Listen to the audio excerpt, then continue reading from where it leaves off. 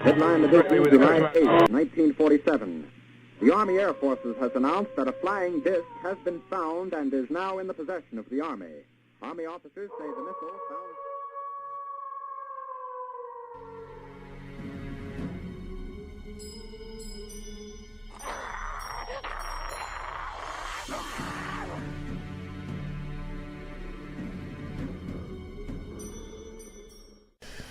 It was 1998. I was 37 years old. I had been working with the Forest Department for 12 years. There was a fire in the Apalachicola National Forest that summer. The Bradwell Bay area was on fire when all this happened. The fire was raging pretty bad at this point. We didn't know if we could ever get it out.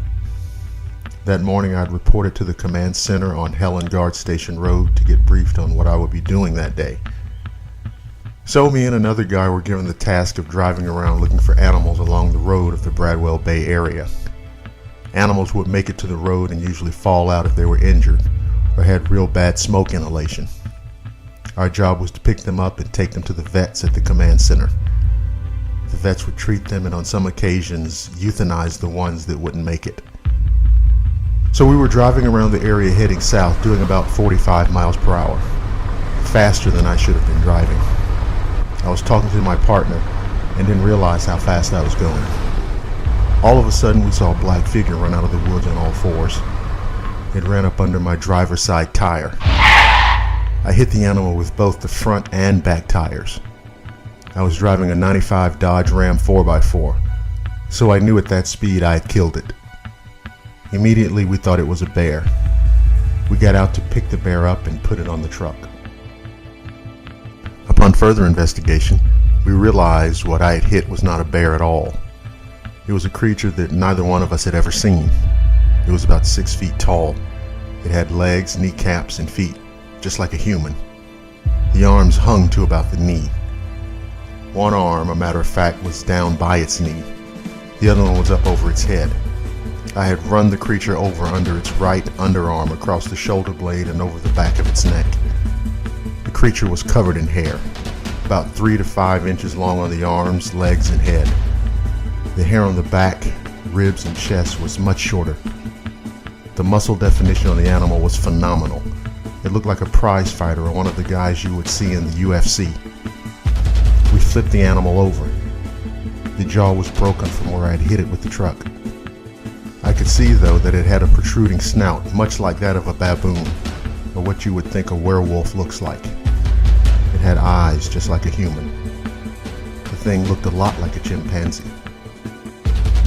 We quickly radioed into the command center, and they sent 2 FWC officials out to our location.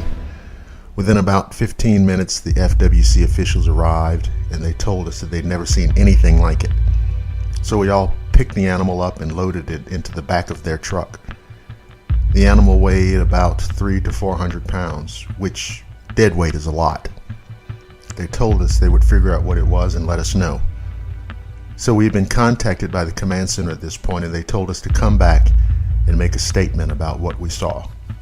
So we showed up at the command center, and immediately we were brought back to a room where we were to fill out an incident report. We were about 10 minutes into the incident report when we were asked to stop and wait, and that there were some people coming to see us. Within about 30 to 45 minutes, 2 government officials showed up. They walked us out to the vehicle. They were asking where we ran over the thing. We told them where it was, and so they examined the area. The truck had no damage. There was a black steel bumper on the front. The animal hit the bottom of that, and the tires took care of the rest. There was really nothing on the truck except for on the undercarriage. There was some blood and hair.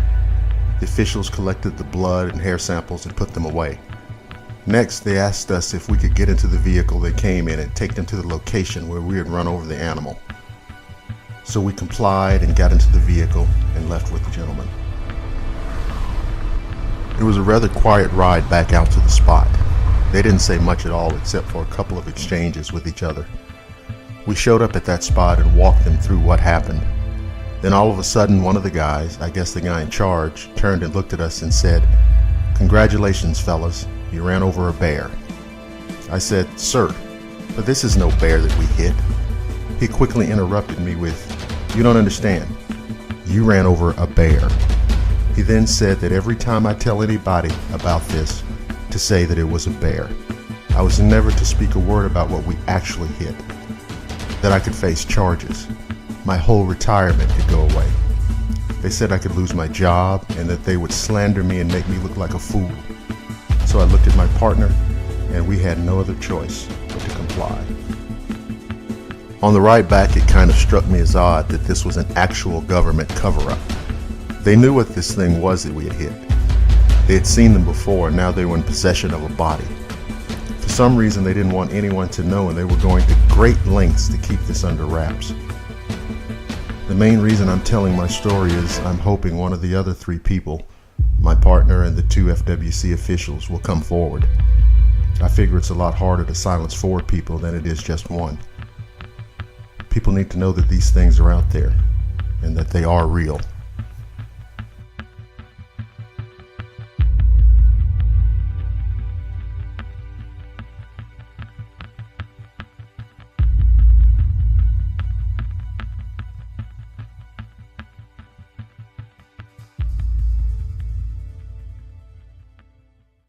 And that concludes another edition of the Shadowland radio show.